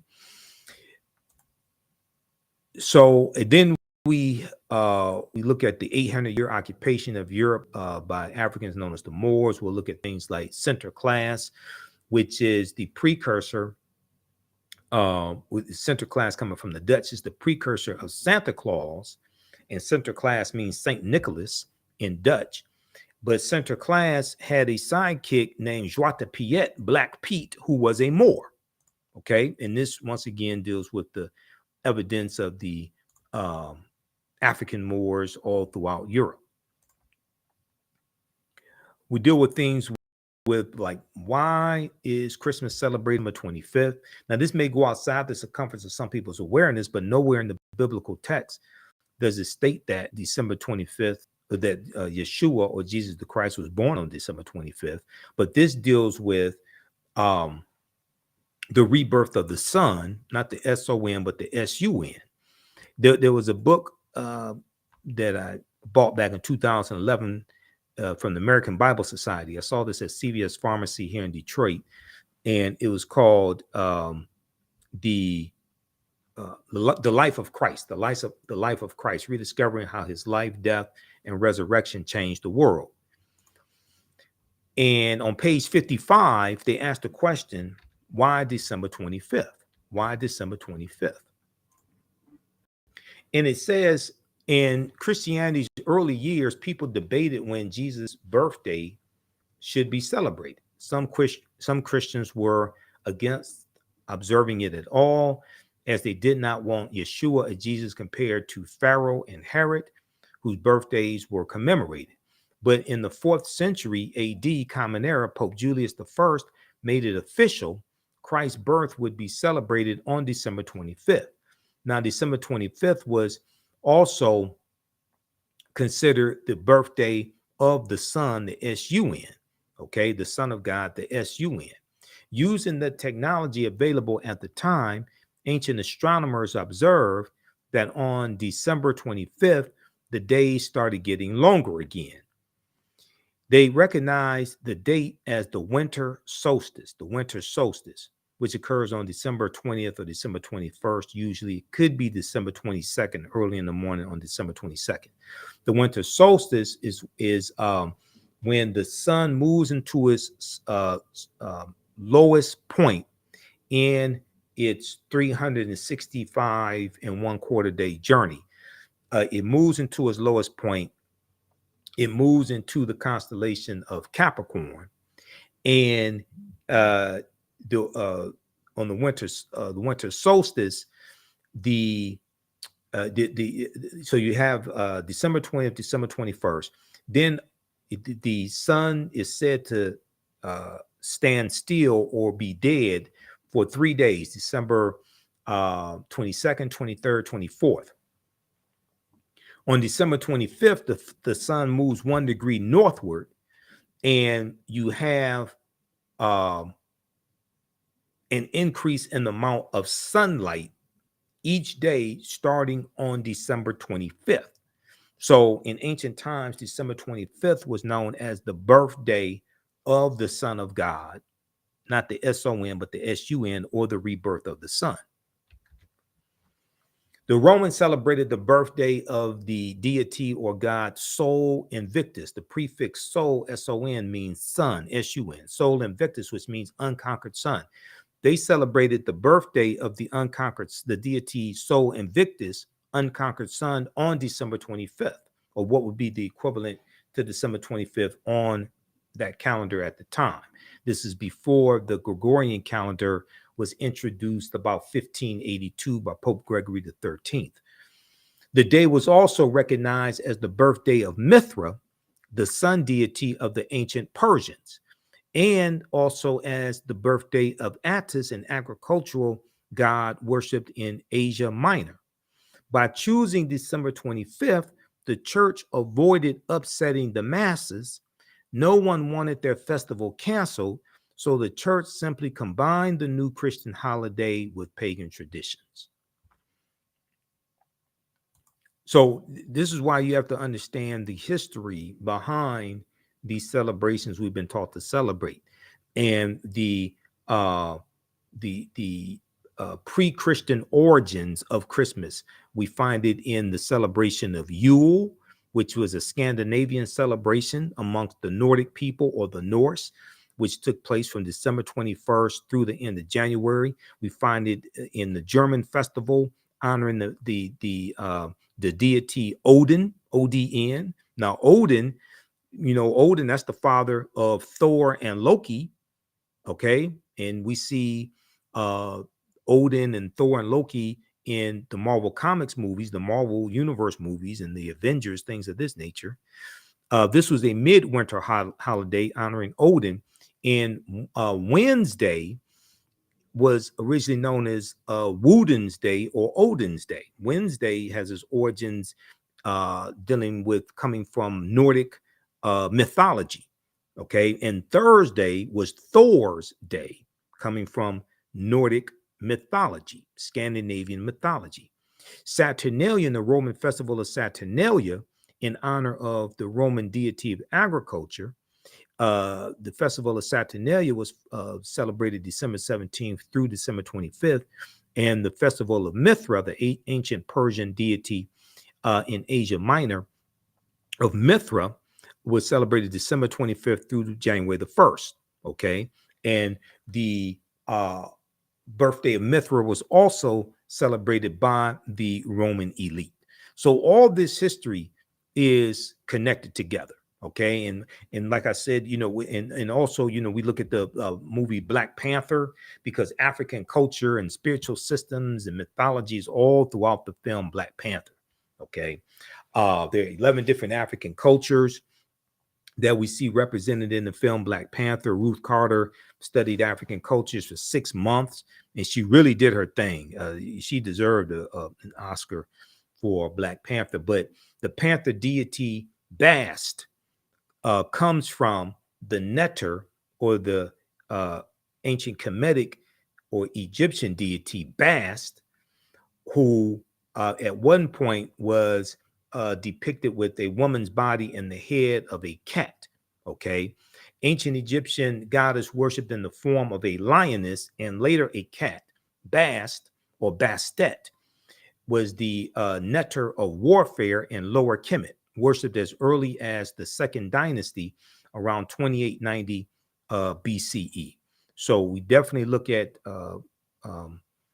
analyze Black Panther, and the language spoken in the film Black Panther is isiXhosa, which is a Bantu language. Okay, just like Kiswahili is a Bantu language. And I had that slide. I saw that slide here somewhere dealing with the language spoken in the film. Yeah, and what is Bantu?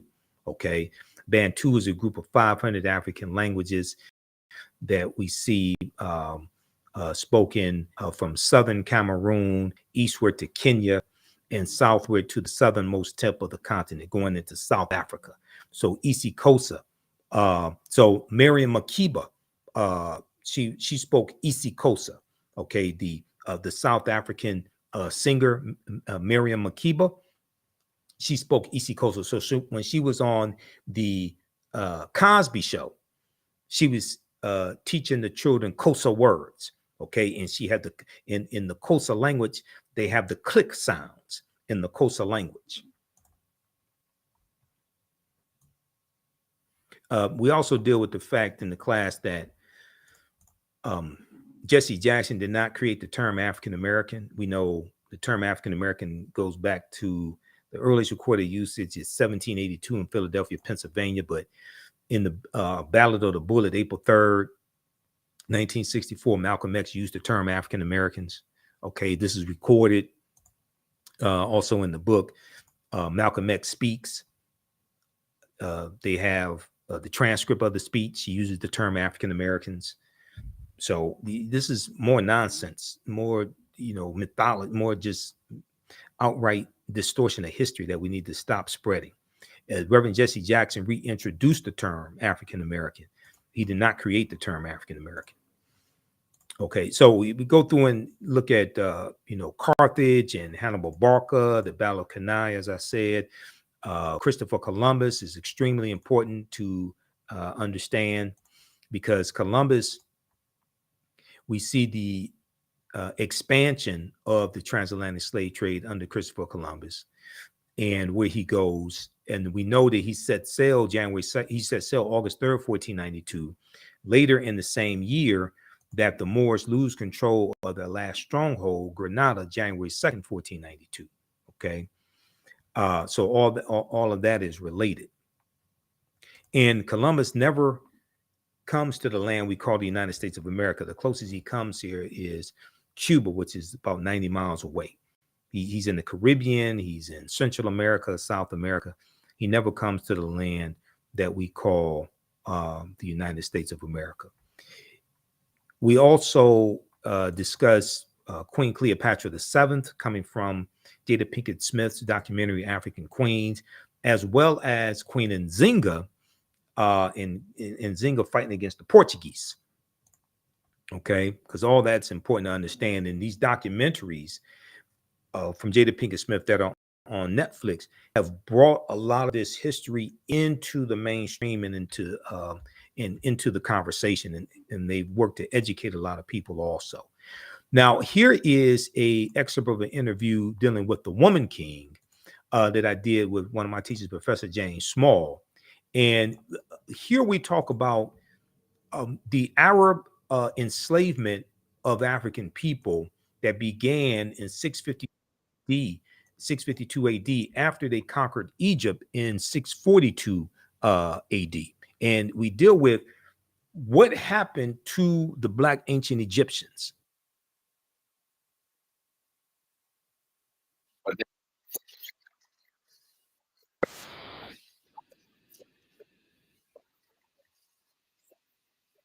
By the British.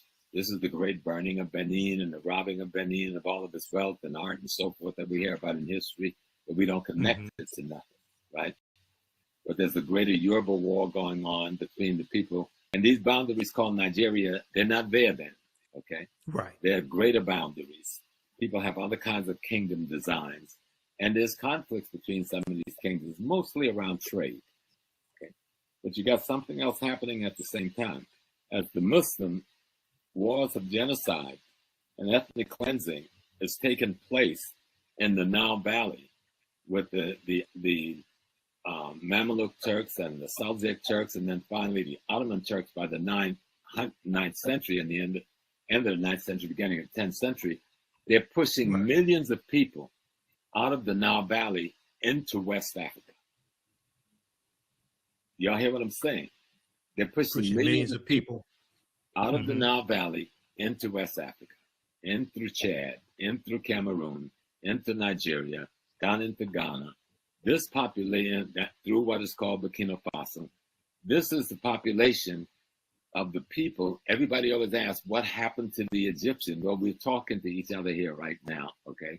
Because a great number of those refugees, millions of refugees scattered to the south and to the west because of the Turkish and the Arab ethnic cleansing that goes on for hundreds of years leading up to the 1400s, are caught as the vulnerable population in what becomes known as the transatlantic slave trade. And I know a lot of us don't go there with that piece, but you've got to understand, who are these people? Absolutely. That's why I said you have to understand the chronology of history. And if you've seen any of my presentations in the past, you've seen any of my lectures, things like that, Africans are pushed south. They're pushed, we look at the Nile Valley, they're pushed to the south, but also pushed into Central Africa and West Africa. The Dogon, for instance, of Mali and Burkina Faso, the Dogon come from ancient Kemet, ancient Egypt, that Nile Valley region. The Yoruba, okay, of Nigeria come from ancient Kemet.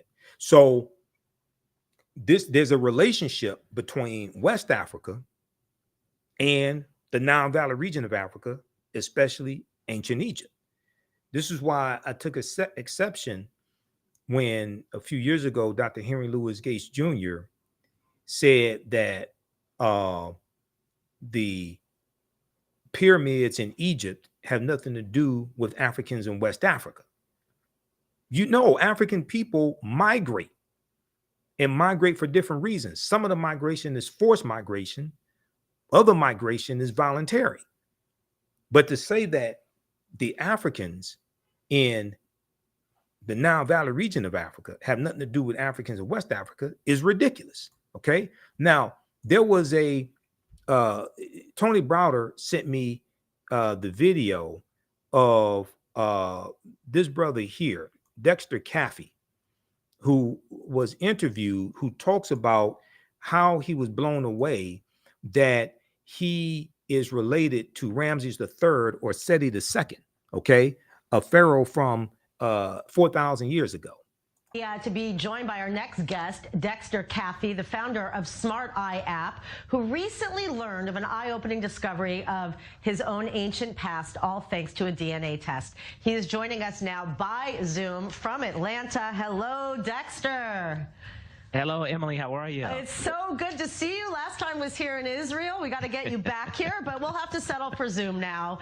You have such an interesting history. Please explain what made you do a DNA test, and then what happened when you found out all of a sudden that you're related to Ramses III. That's a great question, Emily. Well, about a year and a half ago, I traveled to places like Israel, France, and different places like that. And so what happened was people would always ask a normal question, where are you from? And I would say the States, United States. And the people that I saw in France would say, no, where are you really from? And I said, the States. That's all I know. And so that question stuck with me for a long time. And I just said, where am I actually from? I mean, I know I'm American, but where my DNA is from? And so I said, well, let me take my DNA test. It was a 23andMe DNA test. And I took the test, and I was shocked when I saw the results. It came back, and it showed that I was actually a direct descendant of the Pharaoh Ramses III. And I knew nothing of the pharaohs. Didn't know much about Egypt, but everything you hear about, Bible stories and things like that. So for me, it was a huge shock, and that's how I found out about it. Wow. So obviously you took it deeper and deeper. You saw all of these synchronicities in looking at images of the pharaoh, how much you and even your brother look like them. And your own company has like an eye logo that looks like the Eye of Horus, unconnected to any of this. So what did this open up for you in terms of your own knowledge and learning about this? I remember I was actually laying in my bed on Christmas Day, 2021, and I was going through my 23andMe DNA test, and that's when I saw that I was connected to the Pharaoh Ramses III. And again, I knew nothing of this situation. And so I looked up a sculpture of the Pharaoh Ramses III, and when I saw the sculpture, I literally screamed. And my wife said, Dexter, what's wrong? I said, this guy from 4,000 years ago, we look just alike. And she said, Dexter, wait a minute. There were no pictures from 4,000 years ago. I said, no, his sculpture was the Pharaoh Ramses III. His sculpture, we look like identical twins. And she said, let me see it. She saw it. She said, oh, my goodness. And then I continued to go over different sculptures, looking online. And I saw the sculpture that looked just like my brother. If you could show that on the screen, it'd be absolutely amazing. But it was, and I looked at the sculpture and I said, this looks just like my brother Joe. And I called my brother Joe and I said, I'm going to send you something. And he said, where'd you get that from? It looks just like me. I said, that's a sculpture of the Pharaoh Ramses III. And he said, oh my God. I said, that's over 4,000 years old and looks identical, just like you. So we were blown away, completely blown away. All right. So more and more of this information is coming out. Okay. And is going to cause a seismic shift in our consciousness. The biggest thing that we have to understand is that even though, yes, the transatlantic slave trade did take place, that is true. African people were here in this land that we call the United States of America, tens of thousands of years before that happened, number one. Number two, there is a relationship between Africans in West Africa and Africans in the Nile Valley region, especially ancient Kemet, ancient Egypt, number two. Number three, when we talk about repairing the damage of slavery, and the legacy of Jim Crow segregation and redlining, housing discrimination, things like this, but especially 246 years of slavery. It's the root concept of repair means to make you whole again, to restore you to a status before the harm was inflicted upon you, to restore you to a state before the harm was inflicted upon you. When we talk about repairing that damage, if you start your analysis with African people already enslaved, conquered by Europeans, stripped of their history, culture, language, spiritual systems, folklore, mores, family names, family ties, cosmology. If you start with us already in that institution that dehumanized us, you don't understand that you don't understand. You have to deal with who African people were and what African people had before our history was interrupted by the transatlantic slave trade, to actually understand on a much higher level the concept of repairing the damage.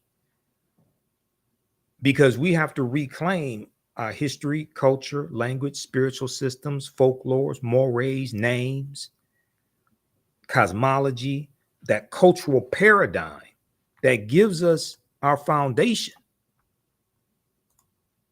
that gives us our values, our interests, and our principles. And it's that foundation that influences our economics and our economic empowerment and our political empowerment. And every ethnic group in America uses their history and culture to fight for scarce wealth, power, and resources. Every ethnic group in America, largely, generally speaking, has their history and culture intact in various ways. And they use it to fight for scarce wealth, power, and resources.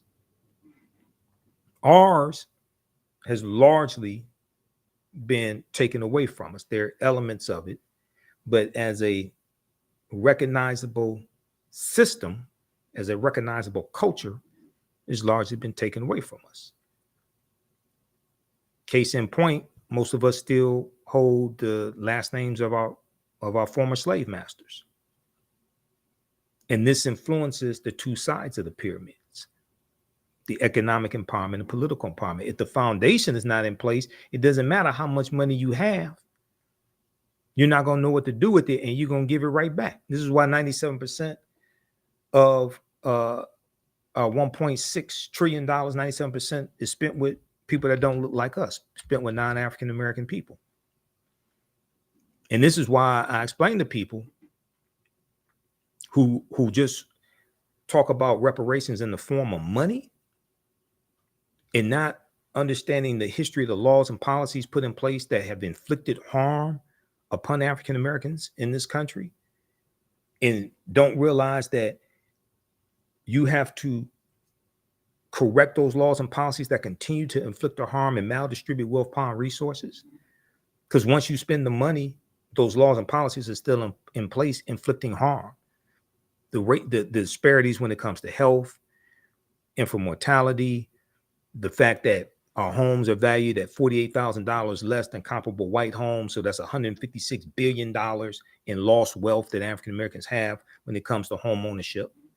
The study from the Brookings Institute a few years ago shows that. If we all got $1 million a day, white people will have it all back by this time next week. And the only thing you would have done is stimulated their economy. Cash payments can be part of a comprehensive repairing of the damage. But cash payments by no means can be the only form of repairing that damage. Absolutely. You have not properly assessed the damage that was done. All right, so that's going to do it for us today. Visit our website, theafricanhistorynetwork.com. You can register for this full 10-week online course. We teach this on Saturdays, normally Saturdays, 2 p.m., 5 p.m. Eastern Standard Time. I had a couple presentations that I had to do on Saturdays, like the 2 previous Saturdays. So we moved the class to Sunday. Saturday, March 2nd, I was doing a presentation for the Detroit Reparations Task Force here in Detroit, dealing with the case for municipal reparations. So our next class is Saturday, March 9th, 16th, 23rd, and 30th. We have something after that as well. So you can register for this class at our website, AfricanHistoryNetwork.com. Click on register here. And on the next page, click on enroll. We do the sessions live, but all of them are archived and recorded. You can go back and watch them anytime. So hopefully you learned a lot today. Give us a thumbs up, give us a heart, give us a like on this broadcast. Support the African History Network also through Cash App and PayPal. And remember, right now it's corrects wrong behavior. It's not over till we win. Wakanda forever. And we'll see you at our online school, the African History Network. We'll see you in class. Peace.